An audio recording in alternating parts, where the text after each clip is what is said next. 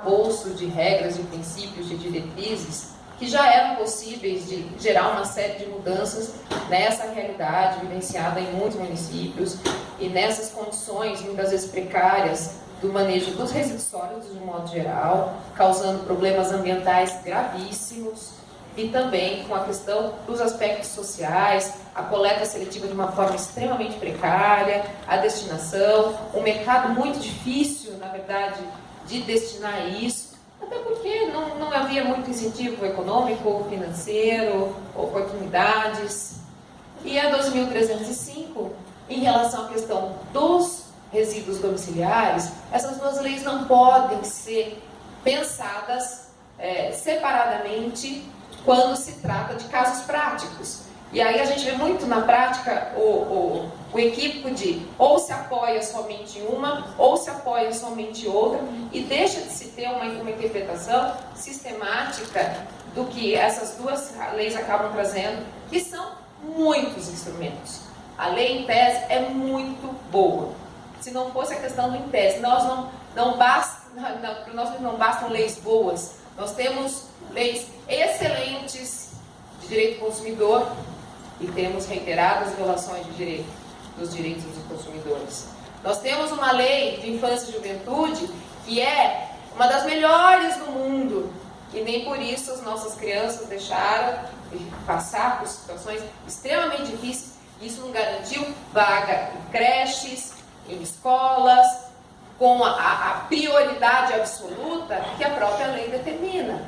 Então nós temos realmente um problema muito sério no nosso país, que não é só o passo da criação de uma boa lei, toda a discussão, o processo participativo que essas leis envolvem, mas depois é a parte mais complicada, é essa que nós estamos. E, pessoalmente, eu tinha esperança de muitas mudanças, até porque a lei, evitando que os equívocos de outras, ela trazia já prazos estabelecidos para uma série de medidas. No entanto, até então, podemos passar um pouquinho mais?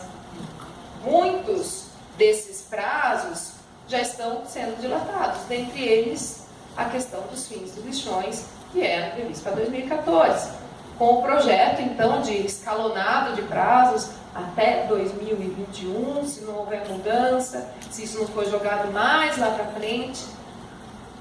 No que diz respeito à questão dos catadores, a lei foi muito feliz na questão da inclusão, da obrigatoriedade da implementação das políticas. Nós temos concebido já no planejamento de que forma os catadores seriam incluídos nesse processo de mudança, porque senão as mudanças ocorrem e simplesmente todo esse setor, na época estimado em mais de 800 mil catadores pelo país, ficaria realmente à margem dessa questão. 800 mil com dados nada confiáveis, porque assim, nós não temos dados seguros hoje qual é realmente a realidade do setor de catação no nosso país. E vocês sabem disso. Nós nos perdemos, só que os números são importantes para que a gente construa políticas. Como é que se faz planejamento sem saber quanto se gera de material reciclável num determinado município? Como vai se dimensionar o local de destinação dos resíduos recicláveis numa cidade se ninguém sabe quanto vai ser possível gerar, em qual prazo, com qual meta, de que forma? Parece que é uma coisa muito óbvia. Se não fosse o fato de que, apesar de todas essas previsões, pode descer um pouquinho, passar de novo, por favor.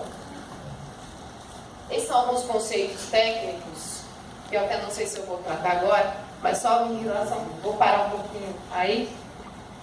Se na verdade muitas das contratações e contratos, muitas vezes de longos prazos, como são as parcerias públicas privadas, antes mesmo do amadurecimento dessas políticas, estivessem sendo realizados por prazos de 20, 30 anos.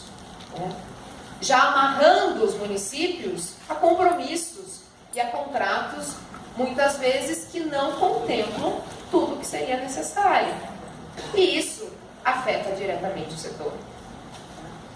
Que, enquanto estava se articulando, e um grande motivador, quando surgiu isso tudo, Eu vou pensar em como organizar o setor, a coleta seletiva, mandar. Surgiram as usinas de incineração, que vocês mostraram as fotos. Se vocês não tivessem agido na ocasião e se manifestado contrariamente pela aplicação da política nacional de resíduos sólidos, nós teríamos uma avalanche de usinas de incineração no país. Porque é muito mais fácil, gente. Você realmente gera energia, você tem um único prestador de serviço, os materiais recicláveis são os de maior potencial energético. Então, qual seria o estímulo de se cumprir toda essa etapa de planejamento, de inclusão, de profissionalização das cooperativas? Né? Seria nenhum. Não fosse o fato de que isso é ilegal, não é possível. A nossa lei fez uma distinção muito clara entre resíduo e rejeito. E quando ela trata de todo resíduo que é aproveitável, que é esse conceitozinho trazido, que pode ser reaproveitado, recuperado, reciclado, ele não pode ir para uma destinação final, por exemplo, para um aterro, para uma usina de incineração. Somente pode ter essa disposição final, o que é considerado como rejeito. Né?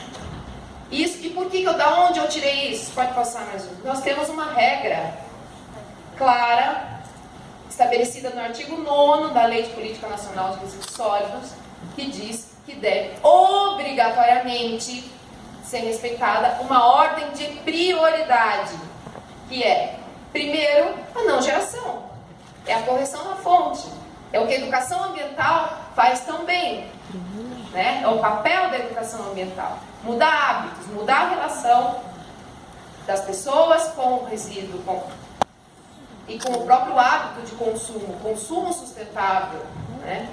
Depois a redução, a reutilização, a reciclagem, só depois o tratamento, só depois a disposição final ambientalmente adequada dos rejeitos, que seriam as opções dos aterros e outras alternativas tecnológicas que têm surgido.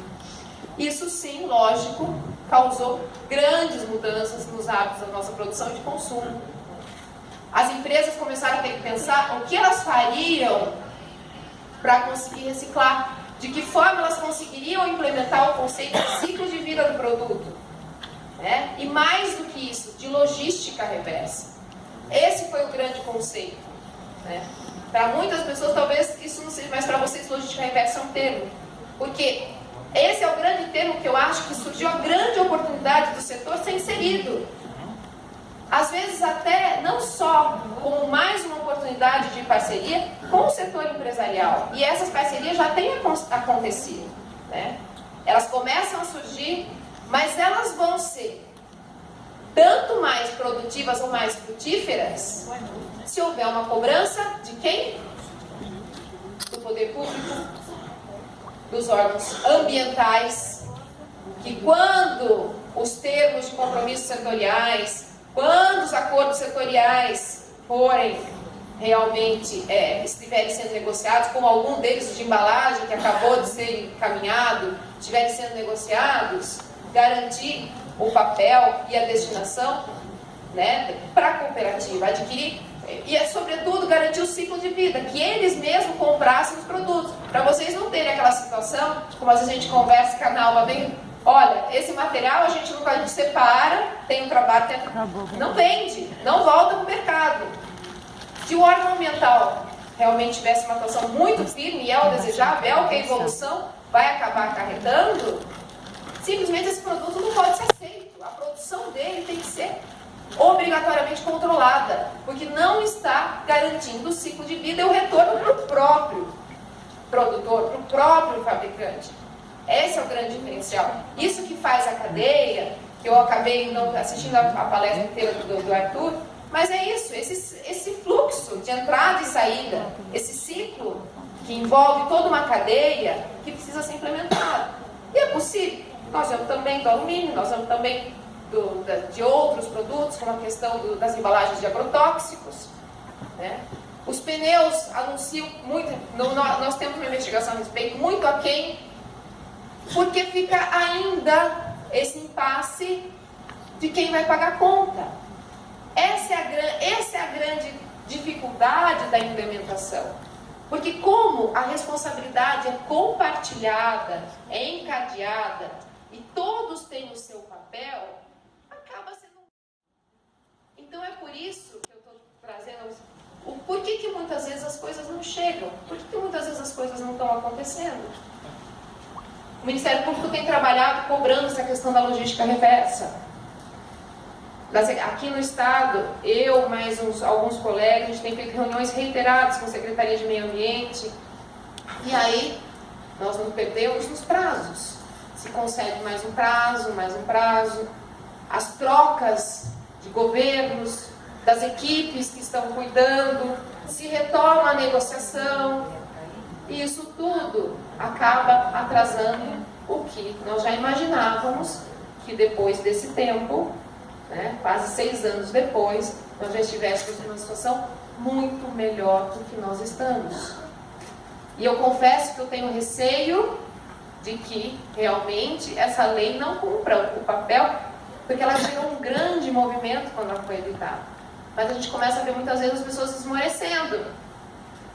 E é o que não pode acontecer. E aí as soluções, porque daí quando começa, bom, passou o tempo, qual é a situação natural?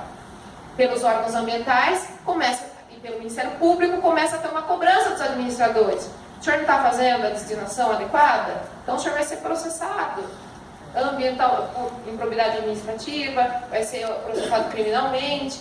E aí a pessoa, para realmente, acaba as coisas sendo atropeladas. Eu não estou falando nem de Piracicaba de modo geral, viu, gente? O Ministério Público, eu trabalho num grupo de atuação regional, nós fazemos 19 municípios. Com os nossos colegas de Campinas, que também são da Bacia PCJ, nós temos mais 21. E essa região tem toda uma característica, realmente, que é muito propícia para a gente desenvolver essas políticas públicas. Nós temos os consórcios sendo firmados. Então, realmente, eu acho que essa oportunidade que nós temos hoje, eu tenho muito orgulho de realmente estar fazendo parte desse primeiro encontro de catadores daqui de Piracicaba. Porque eu só acredito em mudança com esse envolvimento de todos os setores. Senão, eu acho que usei o termo errado. Mais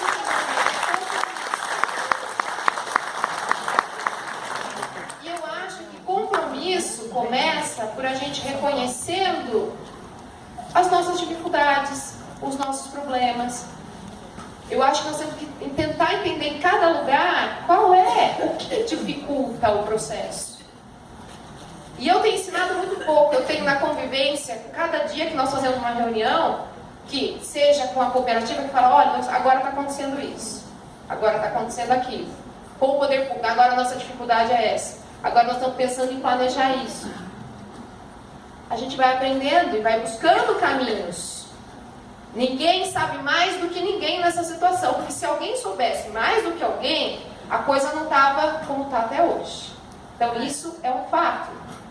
Podemos passar, por favor? Essa questão da incineração que eu já mencionei, o que o preceito que diz isso como exceção em todas as regras. Podemos passar rapidinho? Essas são as grandes promessas que eu mencionei, que realmente ainda acabam sendo prorrogadas, cada vez mais alinhadas. Podemos passar? Esse é o grande rol de planos. E por que nós temos? A nossa lei de saneamento, de resíduos sólidos e tantas outras está cada vez mais trabalhando com o planejamento estratégico. Só que na prática, muitas vezes os municípios acabam fazendo planos que não contemplam toda a realidade. Seja porque às vezes não se tem dados, seja porque as secretarias às vezes têm dificuldade de se articular para produzir um resultado efetivo e para se pensar conjuntamente, seja porque falta em alguns lugares essa possibilidade de construir um plano participativo que vai ser implementado por todos, seja porque em muitos lugares se contrata uma empresa que corta e cola e muitas vezes erra até o nome da cidade. Tá? Isso é comum de acontecer. Nem fale. Diante dessa constatação, nós temos outros órgãos, por exemplo, a agência das bacias PCJ, no município, vendo essa dificuldade, começou a contratar planos, principalmente para o município, a contratar ela uma empresa com o dinheiro da cobrança da água e apoiar 24 municípios da bacia, para que esse planejamento seja adequado. Né? São tentativas, são caminhos que estão sendo buscados. E realmente, o estudo de composição gravimétrica é sempre uma questão que a gente acaba enfrentando. Os planos, muitas vezes, são com dados, na verdade, secundários, a gente diz, com dados que foram gerados, ou com estimativas, que não são muitas vezes reais. Né? Esses 24 tiveram. Aqui, por exemplo, em Piracicaba, houve uma promessa de realizar depois. Só que quem está fazendo o estudo gravimétrico, até onde eu sei, é a empresa contratada. Então, assim, será que nós vamos ter clareza, confiança nesses dados? Eu acho que, não estou dizendo que não, mas eu acho que é um questionamento natural, que é feito quando não é feito por uma empresa independente, que não tem interesse nenhum na questão. Né? E isso a gente sempre tem que trabalhar, porque tem recurso? Pode ser, só que assim, então custeie uma empresa escolhida. O poder público é o grande dono dessa condução, é o município que é a chave dessa mudança. E muitas coisas da lógica reversa não estão saindo porque os municípios têm se organizado também e têm se recusado a pagar a maior parte da conta, porque é o que muitos dos setores querem. Eles assumem só, o município coleta, faz o transporte, armazena, separa, e aí eles só pegam depois de tudo pronto e dão a destinação. Né? Só que não é isso que a lei diz. Tá? A lei diz a responsabilidade pelo ciclo de vida do produto e de forma autônoma em relação ao serviço público daqueles que são sujeitos à logística reversa. Pneus, baterias, pilhas e tantos outros. O município vai fazer? Vai. Se ele quiser, pode, só que ele vai exigir contrapartida, ele vai exigir remuneração e poder fazer melhor o que ele tem obrigação de fazer. Que a gente trouxe até o ROI. Pode passar um pouquinho. Pode passar um pouquinho, Ana, por favor. Pode passar. Essa questão das normas, vou traçar um pouquinho depois. Pode passar um pouquinho, quero trazer das obrigações. Que é, sobretudo, estabelecer o sistema de coleta seletiva. Pensar como vai se dar essa inclusão. E não é só pensar, é concretizar nos contratos. Nesse contrato que hoje está sendo discutido, nós temos em muitos municípios os convênios. Se paga, muitas vezes, um valor que varia de 180 até tarifas, como aqui nós temos em Piracicaba, por tonelada lixo, de R$323 por tonelada para a empresa. Então, nós temos que pensar, será que é suficiente para realmente cooperativa continuar recebendo apenas no local as instalações e ficar com o produto? Eu acho que isso tudo vocês têm que discutir hoje. E é uma coisa que vocês vão ter que amadurecer. Eu também não tenho todas as respostas construídas, muito pelo contrário. Eu acho que são coisas que a gente vai ter que começar a pensar, que até então era muito natural. Muito natural. Só que agora foi o que a Cláudia falou. Nós temos que capitalizar. Como é que vai se implementar? Para isso nós vamos ter que ter um local adequado para receber as coisas que estão sendo, muitas vezes, revertidas por esses parceiros da logística reversa. Que se vem um local inadequado, porque eles têm que prestar contas lá em cima também, eles não vão. E aí eu não estou dizendo da parte de todos, é a parte da cooperativa também, que é cada vez se profissionalizar mais. Né? Oi? Cada vez se profissionalizar mais. Né? Então, o que foi? Quer falar alguma coisa? Então, eu acho que a gente tem que realmente repensar. A cooperativa tem que ser profissional. Porque realmente, se não se profissionalizar, se não tiver um compromisso, vai ser o argumento que se espera para ser engolido nesse processo.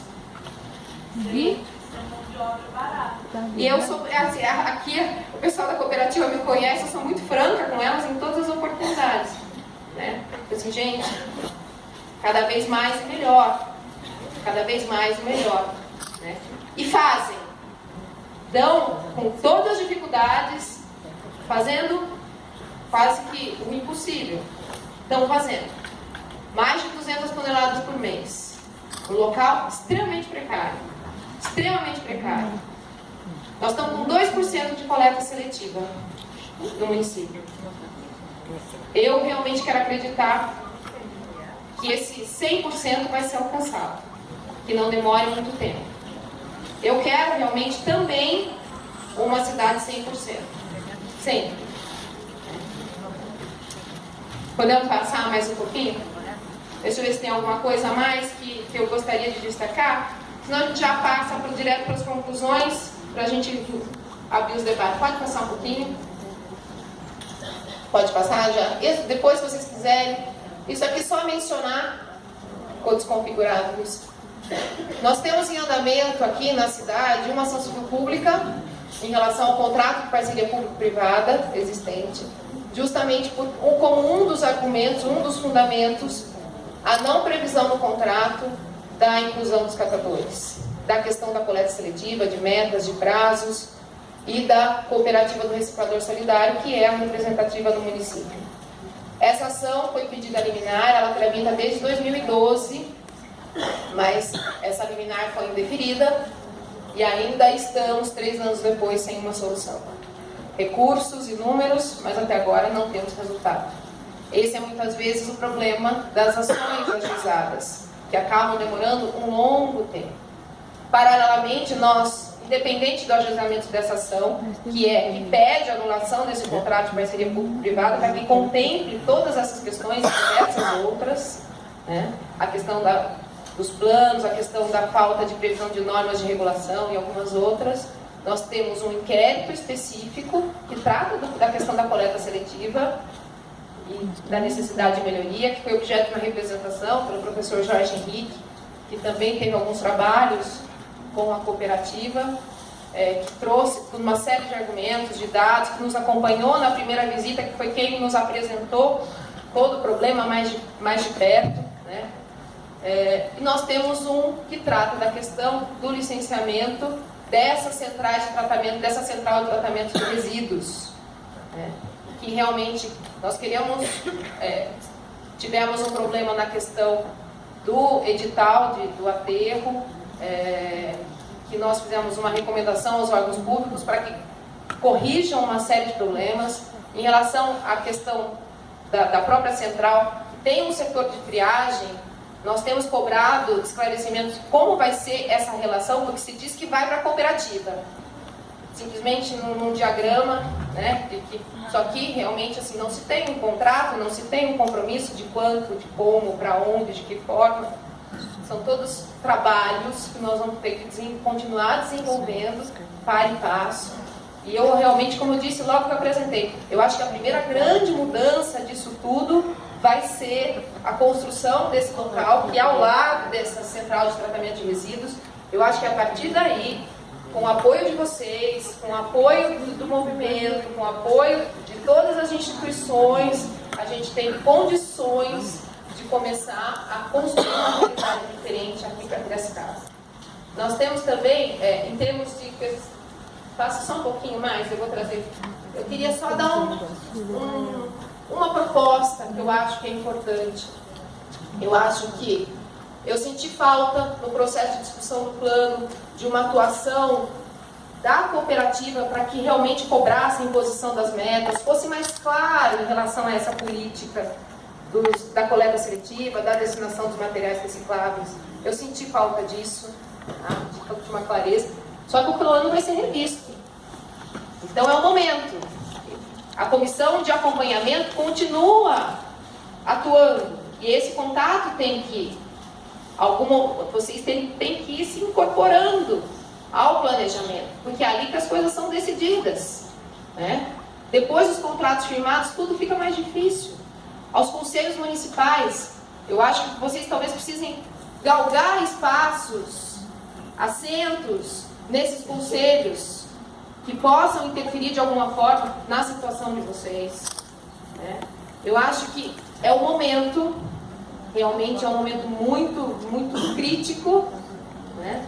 E vocês têm que se articular. Não adianta, isso eu trabalho muito com o movimento ambiental. Então, não adianta a gente fazer evento, porque aqui todo mundo, de um modo geral, pensa igual, né? O que eu estou falando para vocês é óbvio. Talvez não tenha novidade nenhuma, né? Mas a gente precisa realmente sentar com o outro, com os outros atores.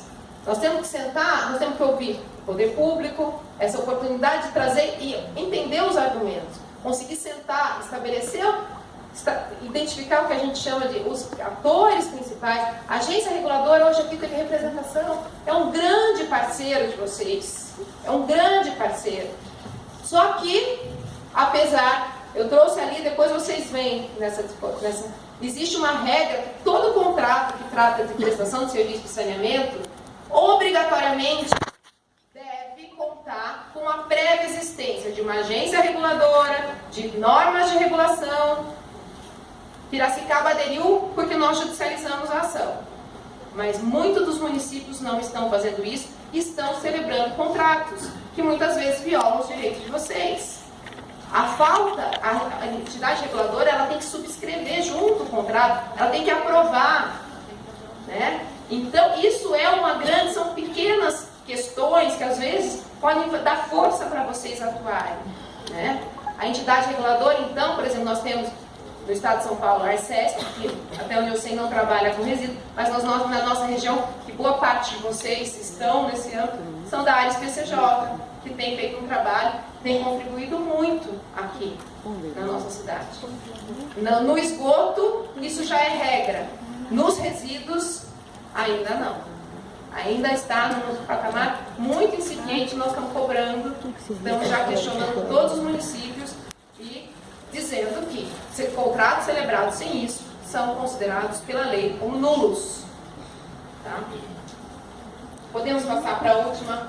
Então, essas são algumas questões que eu tratei. As universidades, eu também falei, está aqui o professor Roberto, o professor Arthur, a professora Ana, tantas pessoas que têm contribuído. As universidades são grandes parceiras para fornecer conhecimento, para dar dados, né? Porque você só consegue ter um diálogo, uma negociação firme se tiver esse diálogo e se for um discurso consistente, mostrando a situação, né? E quando se tem a situação é de tal forma, vocês também têm mecanismo de cobrar assim, então me mostrem que a situação está realmente em patamares adequados. Eu acho que basicamente era isso. Eu vou passar a palavra ao professor Roberto Braga para dar sequência. E nós estamos à disposição para contribuir. Aqui sou eu e mais um colega, que é o Ivan Carneiro Castanheiro, super parceiro. Hoje, por conta de um outro compromisso, não pôde vir, mas acompanha sempre a discussão também. Nós temos os dois colegas, o Rodrigo e o Geraldo, em Campinas, que estão fazendo até percorrendo, para conhecer diversas unidades, recentemente estiveram nas centrais, estão acompanhando também por lá, a gente faz esse trabalho de articulação. E esperamos, sim, caminhar quanto antes para o 100%. Muito obrigada, gente.